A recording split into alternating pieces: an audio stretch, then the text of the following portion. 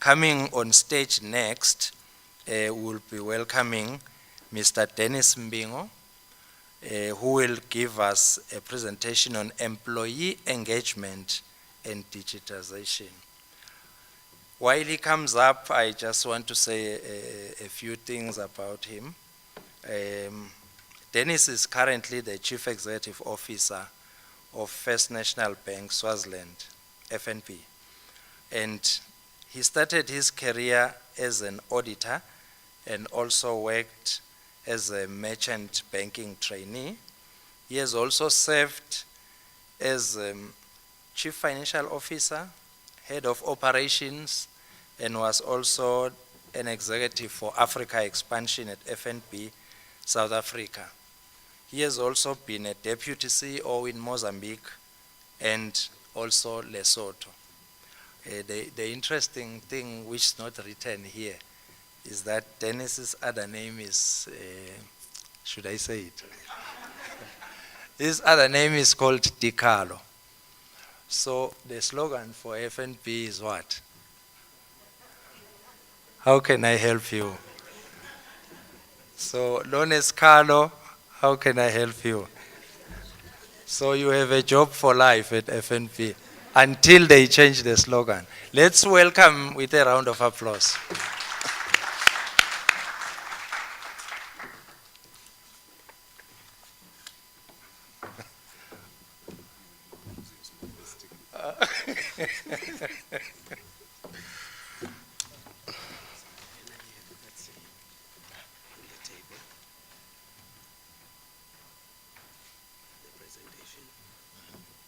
Morning.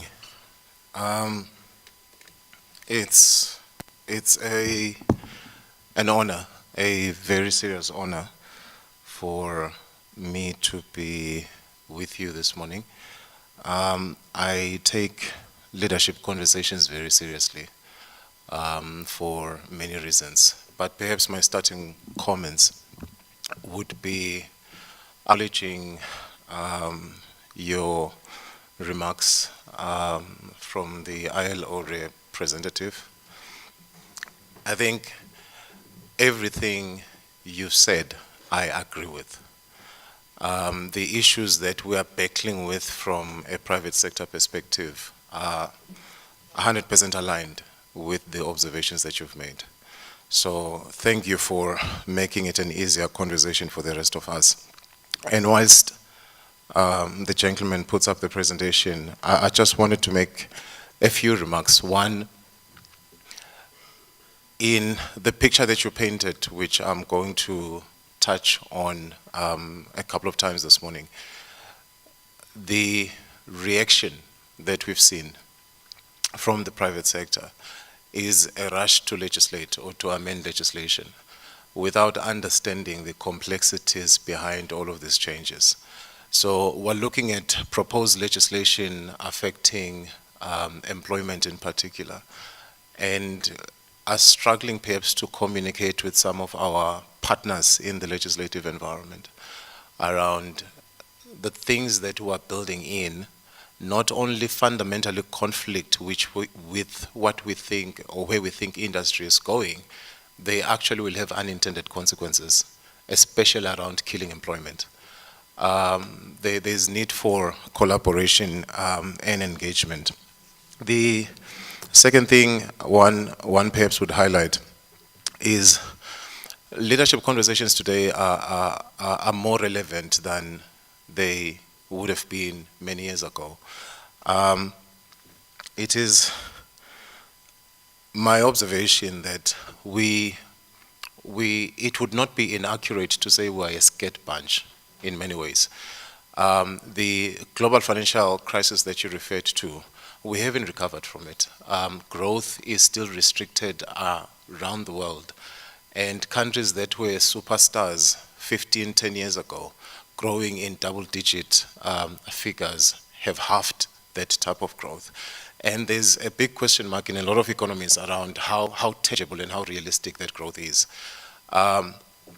The conversation we're having with Dr. Kumbe and a few guys last night touched on how the capitalist model itself needs a revamp. We build capitalist ideals that, by the way, are not just economic theories, Dr. Kumba. I know that's what you said last night, and I know why you're saying that. But we built capitalist models that informed legislation, informed the way we do things, informed how we structure business agreements, and et cetera, that were founded on the Industrial Revolution. So we created a way for countries to work and economies to work based on what was happening during the Industrial Revolution more than 100 years ago. And we've sort of maintained that model right up to where we are today. And there's been several, for lack of a better word, or to borrow from what you've said, ma'am, revolutions that have happened in the intervening period in the past 100 years. So there is a sector of society that has been left marginalized by what has been happening globally. And so it is no surprise when you see what is happening politically that we are out of fear. One thing that you will observe is the re-emergence of nationalist thinking, which is feeding this populism culture that has elected Mr. X, who is now influencing the global conversation.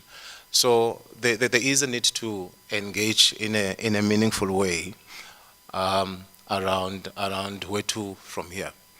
And the legislative conversation, the economic model conversation needs to come up because the political dynamic and the power dynamic has changed. The third thing one would observe is we as human beings have a natural inclination towards scapegoating. It is in our blood. It is in our DNA. And whether you are a priest or a street vendor or are in the night profession, it happens, across the spectrum. And if this does not sink, think about the first conversation that those who believe in the Christian Bible might identify with. The conversation that Adam is having with God in Genesis. So he's asked, why are you naked? What does he say? The woman. So he points the finger forward. The woman that you gave me. I didn't pick her. The only role I played in this whole context was to sleep for quite a while. By the way, we have conversations with guys at work and saying, and I often say, be very careful how long you sleep. You might wake up with a problem you didn't create. So, the woman you gave me, and we've been scapegoating ever since. And this leads to a business conversation because we struggle to have honest discussions at an employer-employee level, at a political level, and we specialize in scapegoating the whole time. We look for who is to blame for events that are happening as opposed to what is the root cause. So if you are Mr. Trump, you come up and you blame who? Obama, the guy who occupied the same office. And we don't have these conversations right throughout the world, by the way. And I see it a lot in Swaziland. And we unfortunately create circumstances where we don't have the proper leadership conversations. I'm trying to also borrow time from my technical person here. I said recently to some colleagues of mine, every Swazi family has had that special aunt. If you're black, even from Zimbabwe, you probably would identify with us. You know that aunt who visited you as a family once a year. And when they showed up on day one, everyone was running to meet Auntie D at the gate because she brings marshmallows, toffolax, you guys know, sweets that were popular at the time, extra strong. And everyone wants to hang around with Auntie. For a couple of reasons. One, she brings benefits. Two, she's got position. In our African culture, the sister to your dad is probably as strong as your dad when it comes to her opinion. She has position, she has a title, she has power. So day one, everyone wants to associate with her. And that is what leadership is often like. We think of the benefits that come with the position and ignore some of the demands and the frustrations. So if you go back to your childhood, what used to happen in day 4 when you're tired of the sweets because you can only have so many extra strongs per week? So in day 1, when Auntie D comes, the conversation becomes, when she wants to have tea, she will call out for tea and tea, and everyone rushes to serve her. By the time it's day 4 and she asks for tea, there's silence in the kitchen. And then the wisecrack in the house will say, "Kansi dolphin hambanin." And the nature of leadership, unfortunately, is often like that, that at first glance, when you touch or you get to interact at a leadership level, you get to appreciate the comforts, the package, the sitting in front in church, and conferences and all of the juicy stuff. But what happens after the glamour and the glow is what informs leaders. And unfortunately, in our context in Swaziland, I said it to Bosheron and Kamban when they came through, those leadership conversations do not happen as appropriately as they should. So anyway, we'll have to make do with what we have. Can I perhaps start, with your permission, with the FNB case study, how digital platforms now dominate what we do. In essence, we say to our stakeholders, in my case and the executive team and the board that I work with, we don't run one bank. Unfortunately, some of the diagrams might not show correctly here. We actually run 2 banks. There's been distortion because of the device I'm using. There's actually 2 banks, separate banks, that we run under one umbrella. There's a traditional bank and a digital bank. And I'm saying this because it connects to the conversation that we're going to have. It's been necessitated by the advancement and that has happened in the market that we operate. Not just in Swaziland, even though in Swaziland we've leveraged it probably a lot better than others. That's fine. So what it has led to is a scenario where a business that pretty much was started about 22 years ago is now operating on a model where only 15% of our transactions are physical. 85% of what we do is digital or electronic. And so 85% of what happens in our business has become digital. And this is not an outcome that is accidental. It has been constructed and built and planned over many years. And it has brought us to where we are. And I'm raising this, MC, because I also want to bring a disclaimer. The investment that we've made on the interface with the customer, when I look at that and compare to the proportionate investment we would have made on the engagement and digitization of our staff, is not necessarily aligned. So we've been able to build this amazing digital experience for our customers, but have not invested equally to the same extent when it comes to our people. And that is the gap that I see. And it leads to problems because we've got customers that are now a lot more advanced than the people that are supposed to sell the digital products. So some of our customers actually now understand these things and these toys a lot better. And a lot of our employees have been left behind. So that was the context. Now, coming back to what I think informs part of what I wanted to touch on this morning is in the way we look at our business, and I'm just sharing with you some of the conversations we have with the teams internally. In the way we look at our business, you pick up any business model, and you can break it down in whatever way you may choose to break it down. But fundamentally, there's two things that we observe from an engagement perspective. One, you've got a business that has built reward and incentive models based on financial results, right? When we talk bonuses, remuneration, promotion, cost of living increases, etc., we're looking at the numbers, we're looking at the graphs, and we are studying what the volumes behind these numbers are. And that's clear cut. The rules around that are clear cut. But there's a dichotomy that is built into this model, because human beings who are driving these numbers aren't necessarily informed. Their behavior is not necessarily informed by these numbers. It's informed by emotions.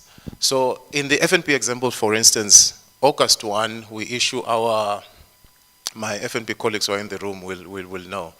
August 1, we will issue our incentive letters. So if there's been productivity and there's been a bonus, there's cost of living adjustments, etc., we communicate that letter to you. You have no idea how popular I am in June, July, August.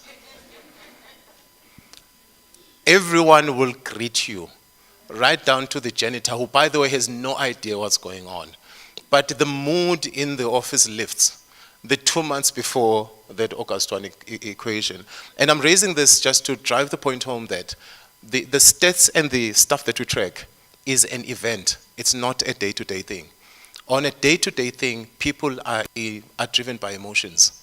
So you've got a business that is incentivized and talks to the market through the numbers, but the people who inform the numbers are driven by emotions. And organizations struggle with that. I know because we do. So I've got executives who say, look, here are my qualifications. This is what I went to school for. This is what I can produce.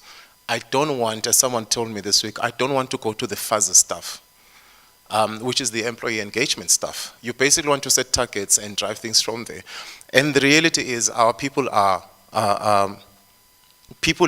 emotional by nature and by design. So the question that you then ask is, if people are emotional by nature, and that's not to say they're not smart, by the way, and you're only looking at the numbers, these same people, by the way, have chosen, elected to interface with the world through digital platforms.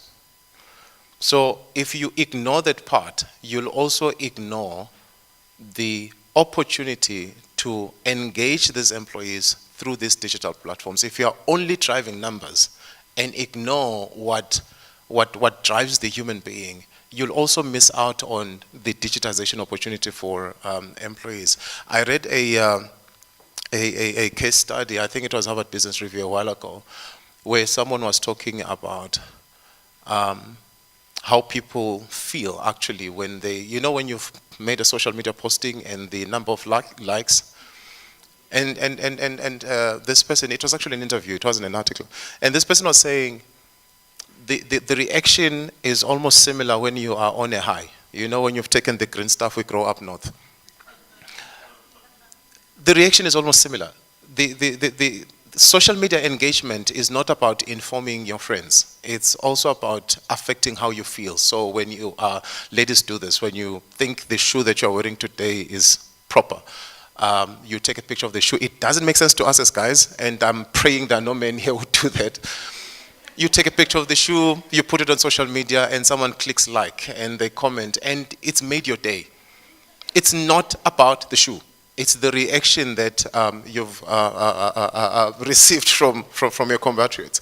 And business doesn't think this is a world we need to go to, and we think differently. We need to find a way to access the emotions of the employee who drives these numbers and make sure that we engage with them in a similar fashion. I've worked and interacted with some of my colleagues in different African countries, and one of the things I learned, by the way, as a conversation is, that the purchasing of a car is rarely rational. In fact, I know because I also help run the West Bank division within the bank. It's 90% of the time it's an emotional decision, just to drive the point home around who we are. And then if I were to stretch the business model further, on the left on the screen, you've got most systems, which is what we run, or we call them models. There's input, processing, output, right? And the rules around the first three pillars are clear because they've been developed over years. We do know how to manage that world. We've got today, especially in our case in the last 2 years, we've got a serious obsession around data, measuring data, basically trying to keep our fingers on the pulse of the business on a minute-by-minute basis. And there's huge amounts of data coming up that we're still figuring out how to better leverage. So the pillar on the left, input, processing, output, is sorted out. The one thing that is emerging a lot more strongly, as I said, before I go there, so people, technology, and data are interacting with this model right throughout. So you don't have a production process where there's no people aspect, there's no tech aspect, and today there's no data aspect. And this is the day life. Now you go to the right side, human beings who happen to be employees of organizations are on those platforms throughout, right down to bedtime. Some of you might be familiar with the picture in the bottom right. He's facing this way, she's facing that way, cell phones at hand. It is who we have become because of what has happened technologically. And the question then it poses is, if people are choosing to interact and engage through these platforms, why would companies think we've got a choice? If you want the employee to appreciate your brand, to appreciate who you are in their lives, to appreciate what you give to him or her and the family, to appreciate all that it is that you stand for, why would you ignore the digitization conversation? Auntie Chair, we take questions at the end.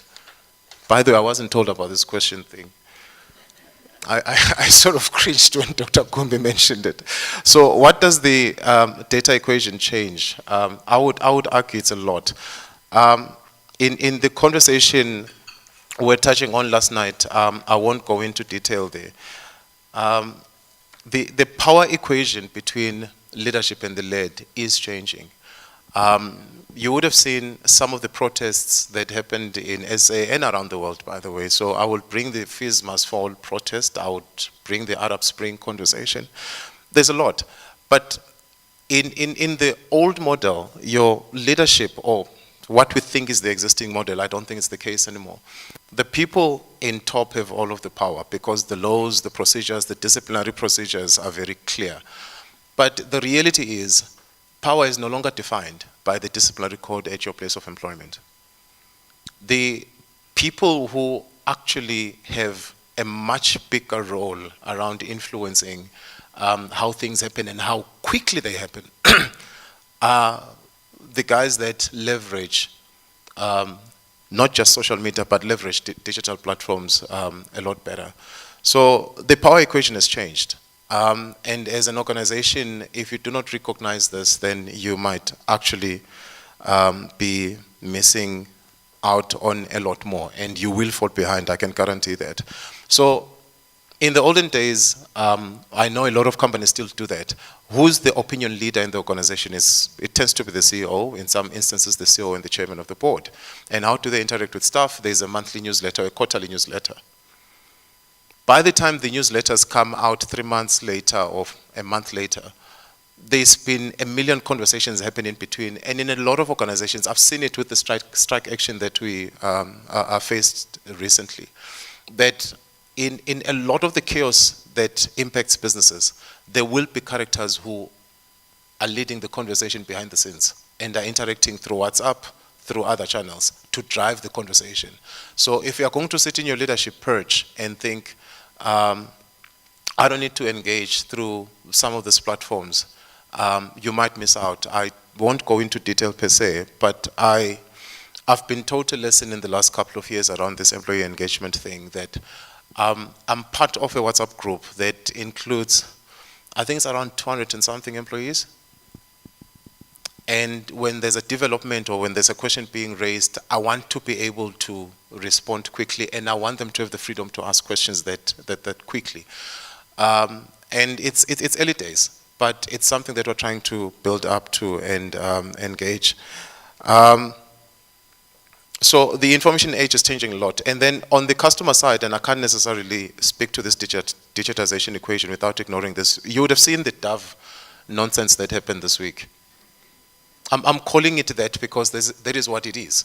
How do you decide in 2017 to place an ad where a black woman bathes or showers using Dove and she removes her clothes and she becomes white? But the backlash was proper. And all of this thing is happening through it's people leveraging the power of social media. There was another ad that came out earlier in the year, by the way, where a black woman jumped into a laundry machine. I don't know if you guys saw that. And it was by the laundry machine company. And then the machine is switched on and she jumps out and she's Chinese. So what is correcting that? It is the power of social media and the digitization conversation. I'm just stretching it. I'm trying to stretch the conversation beyond what we may think it's obvious. So how are we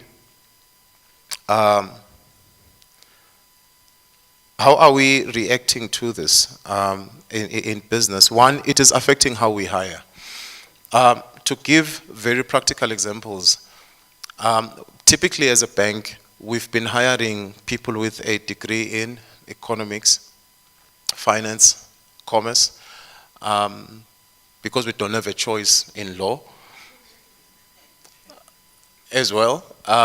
And those would typically tend to be the spheres that we look at. That has been completely redefined. I think in the last 2.5 years, so in our business, I think I've shared the guys in this room that have visited our business. We've consciously gone out to look for kids with actuarial science qualifications. We've looked out for kids with data-related experience. Because of this, what digitization is doing to our business.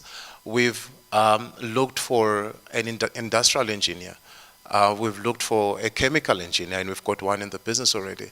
And I remember standing in front of staff about 2 years ago and said I would hire, what do we call people who study flowers? Botanists, or who studied botany.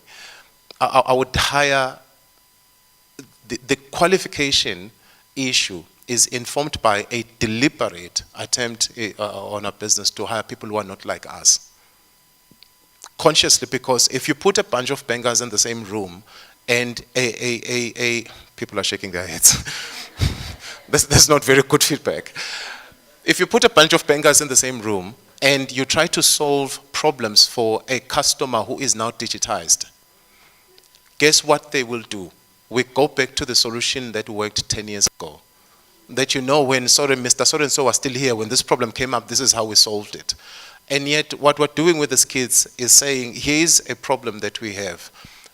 Here are computers and the power that you need. Go and come up with stuff. And I call it exactly that, stuff.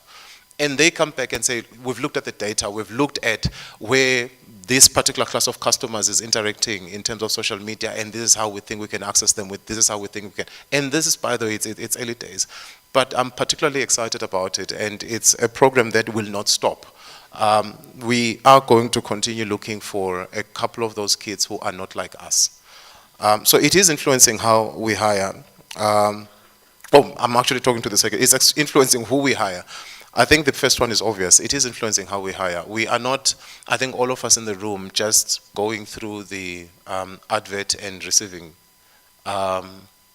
CVs route. There's a bigger, much more effective use through email, the internet, etc.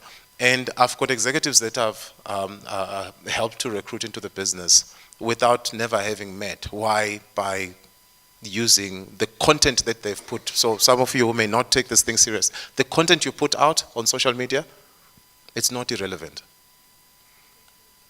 Because if you're hiring a human being, you're not just hiring the name and the skill, the qualification that they have. You are hiring the brand that they carry. You are also hiring the good habits and the bad habits that might have. So there are people where, especially at executive level, I do go through an exercise with the relevant people who have better skills than me to try and assess a person holistically, because we're sensitive about the brand. So it is influencing how we hire. It is also influencing how we manage our people generally, performance monitoring and reward. I think, per my earlier comment, we have seen the gap that the investment that we've made on the front end to digitize customers needs to happen internally. So there's a lot of investment that is going into that. And then digitization is also influencing just the people engagement conversation. I've laid the background, but in terms of the practical stuff, we do people pillar surveys, which is a common thing. But last year we started what we call a culture risk survey, which was also done online, and the data is viewable online.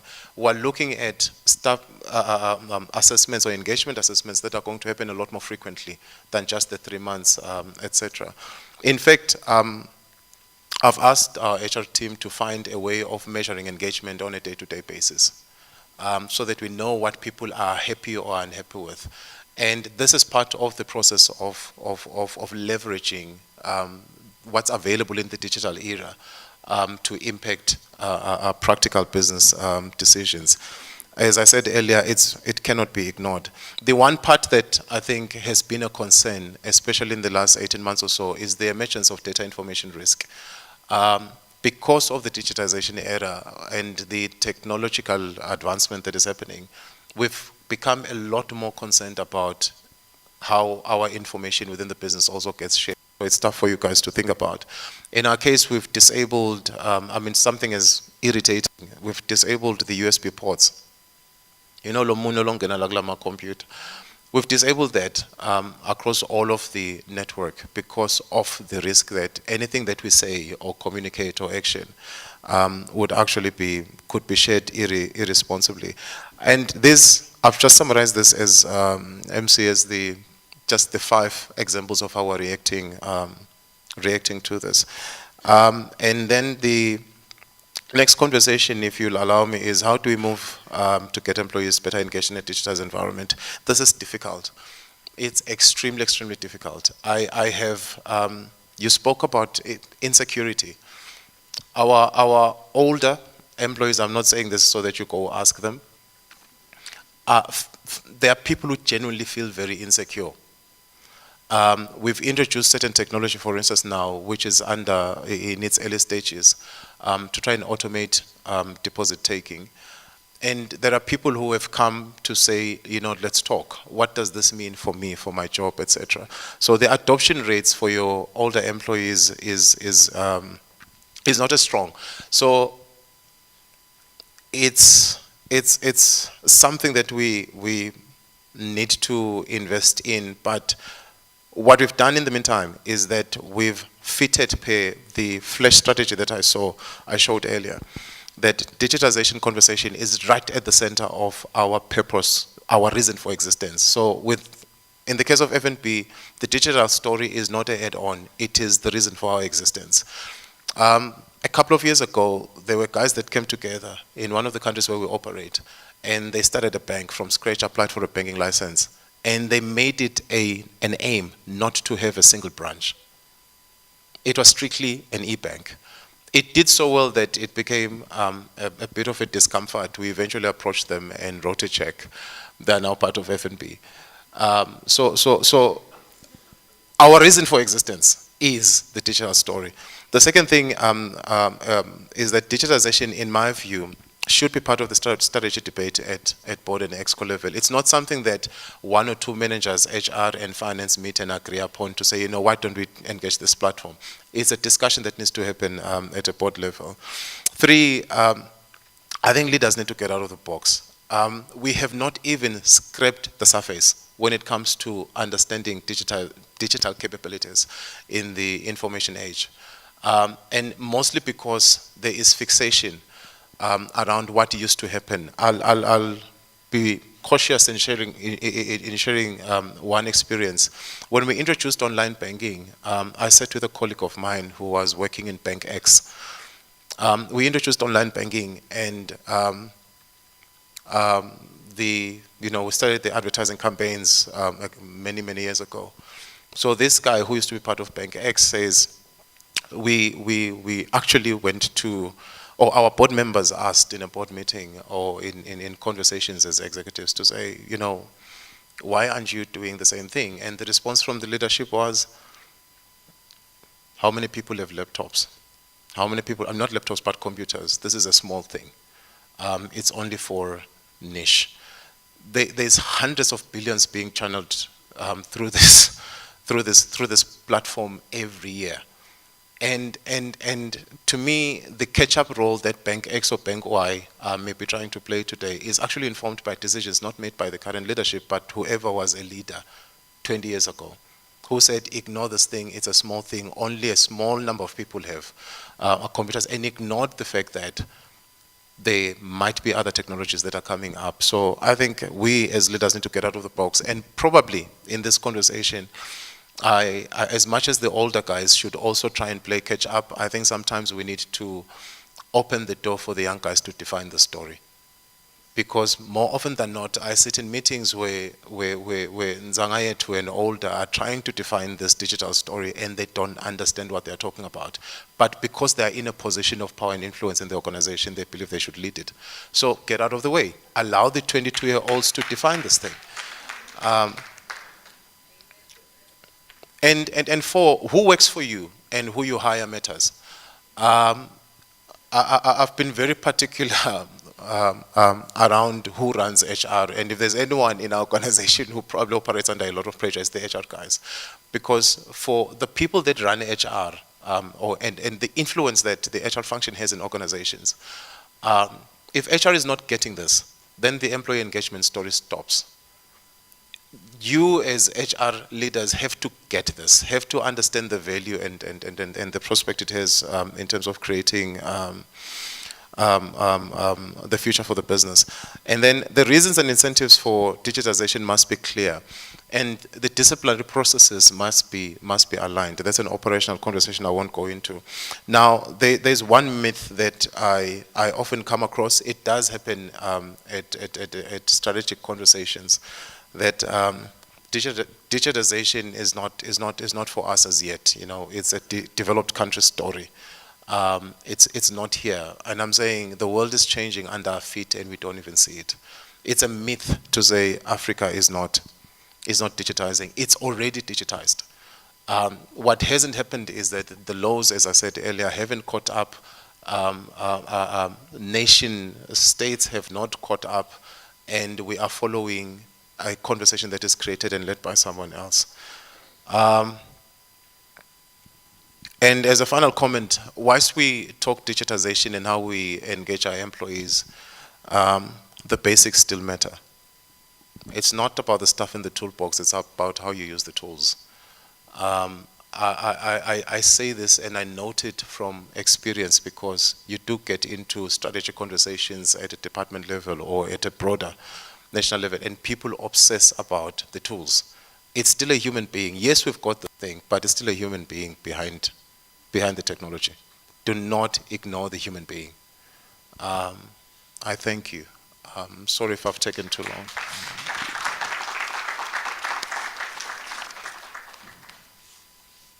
Okay. Thank you very much, Dennis, for the presentation, and you have said a lot of things, and I will not try to summarize. But if anyone has a pressing question, just indicate. We'll bring the mic to you. We will only take 2 questions. Otherwise, you can have a discussion with Dennis during tea time.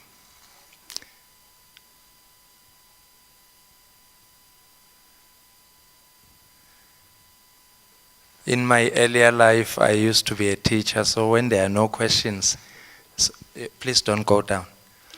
Either the subject was very clear or it was completely confusing. In this case, I want to assume it was very clear because these are the things that we meet on a daily basis and the challenges that we face. I would like to call upon the acting president to pass our token of appreciation to Mr. Mbing. Thank you very much.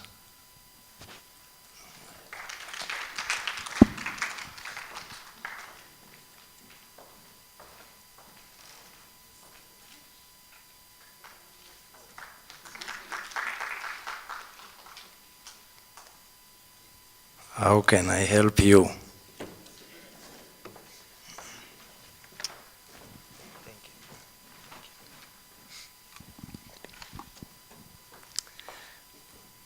Dennis talked about this phenomenon of people sticking to their mobile phones instead of having a conversation with those around them. And you might know that there is actually a word that describes that.